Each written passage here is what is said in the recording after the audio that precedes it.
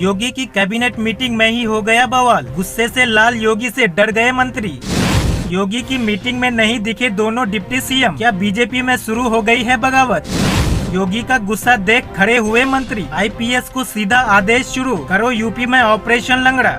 तारीख 4 जून यूपी में बीजेपी की करारे की हार होती है। तारीख 5 जून दिल्ली में योगी को बुलाया गया, योगी का चेहरा उदास देखा गया। तारीख 6 जून आरएसएस और बीजेपी की बड़ी बैठक हुई। तारीख 7 जून दोनों डिप्टी सीएम को मोदी शाह ने भाव नहीं दिया। तारीख 8 जून योगी ने कैबिनेट मीटिंग बुलाई, दोनों डिप्टी सीएम नहीं आए या उन्हें बुलाया नहीं गया। 8 जून की मीटिंग की तस्वीर आपके सामने है। योगी आदित्यनाथ का चेहरा बदल गया, स्टाइल बदल गया। पहले वो मीटिंग में आते थे तो सीनियर नेता अपनी कुर्सी नहीं छोड़ते थे, या कई नेता थे जो कुर्सी से उठकर उसका स्वागत करते थे। लेकिन आज की मीटिंग में जैसे ही योगी ने एंट्री ली, वैसे ही सारे नेताओं ने कुर्सी छोड़ दी। क्या चल रहा है? क्या हो रहा है बीजेपी में? क्या कुछ बड़ा होने जा रहा है? क्या योगी को फ्री हैंड मिल गया है? क्या योगी ने ही मोदी शाह और आरएसएस को कह दिया है अब अगला चुनाव में जीत कर दिखाता हूँ? या फिर दोनों डिप्टी सीएम का वहाँ नहीं होना योगी के खिलाफ बगावत का पहला कदम समझा जाए? 7 जून जगह सांसद भवन, वक्त दोपहर का, मोदी ने योगी की पीठ थपथपाई। 8 जून जगह लखनऊ, वक्त सुबह 10 बजे का, दोनों डिप्टी सीएम नहीं दिख रहे। 7 जून दोनों डिप्टी सीएम गुलदस्ता खोज रहे थे। यह तस्वीर देखिए, मोदी को देने के लिए गुलदस्ता तक नहीं। मैंने जो पाया मोदी ने भी नजरअंदाज किया। इधर योगी की मीटिंग में क्या हो रहा है इसे समझना होगा। कहते हैं योगी आदित्यनाथ के साथ पिछले कई सालों से सही नहीं हो रहा है। कुछ ऐसा हो रहा है कि आपको कोई सीएम बना दे और फैसला कोई और ले। जो फ्री हैंड हेमंत विश्व शर्मा को नॉर्थ ईस्ट में दिया गया, जो आजादी